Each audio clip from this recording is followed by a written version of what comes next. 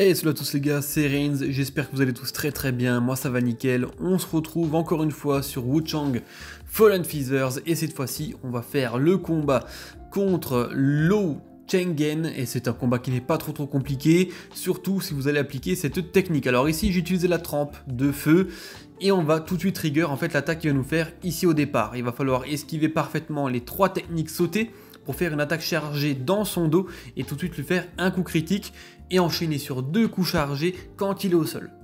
Et c'est exactement cette technique-là qu'on va essayer de chercher sur l'intégralité du combat. Alors n'hésitez pas à faire des esquives parfaites lorsqu'il vous attaque, ça vous permet d'avoir des points de compétence, de faire quelques techniques à longue distance si jamais. Mais vous voyez ici, j'esquive 3 fois, je charge ma technique dans son dos et je refais directement un coup fatal. Donc ça fait pas mal de dégâts, ça le stunt encore une fois au sol et je peux faire 2 à 3 attaques consécutives chargées. Ça lui fait beaucoup de dégâts et nous pour le moment on s'en sort plutôt bien. Lorsqu'il va s'arrêter pour faire ces nuages de glace ici, échappez-vous, prenez vos distances, prenez votre temps et ici il va passer maintenant sur des attaques à l'épée. Alors pareil, ce seront les mêmes que l'on va chercher, c'est juste qu'attention, elles seront un chouïa plus rapides et elles seront un petit peu plus puissantes, mais vous voyez que le principe reste le même. On esquive et on esquive pour faire la technique dans son dos et réenchaîner sur des attaques chargées, toujours lorsqu'il est au sol. La seule petite subtilité à avoir, c'est qu'il faut prendre ses distances lorsqu'il va faire ces petits nuages de brume comme ça, de glace, puisque l'engelure va monter très vite, donc votre endurance va être tout de suite impactée. Mais si vous prenez vos distances dès que vous avez fini de l'attaquer quand il est au sol, normalement vous devriez être quasiment systématiquement en dehors de la zone de cette brume. Donc vous êtes tranquille, vous voyez ici, je prends mes distances, je suis tranquille et je prends pas de dégâts.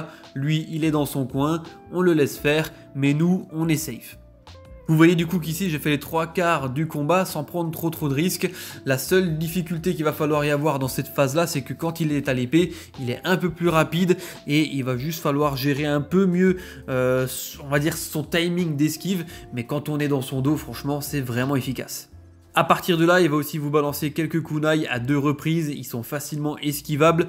Ça fait pas beaucoup de dégâts, surtout si vous êtes à distance. Le seul truc c'est que si vous vous les prenez, votre niveau d'engelure va monter, mais encore une fois l'engelure ne fait pas de dégâts, si ce n'est que votre endurance sera juste impactée. Pour la technique rebelote, on va attendre que lui vienne, je vais pas chercher trop l'attaque, hein. J'attends que lui vienne, je fais mes esquives et encore une fois le contre, tout de suite dans le dos, et là globalement vous vous rendez compte que le combat il est calé, franchement ça se passe très bien et il y a très peu de risque de le rater en le faisant de cette manière.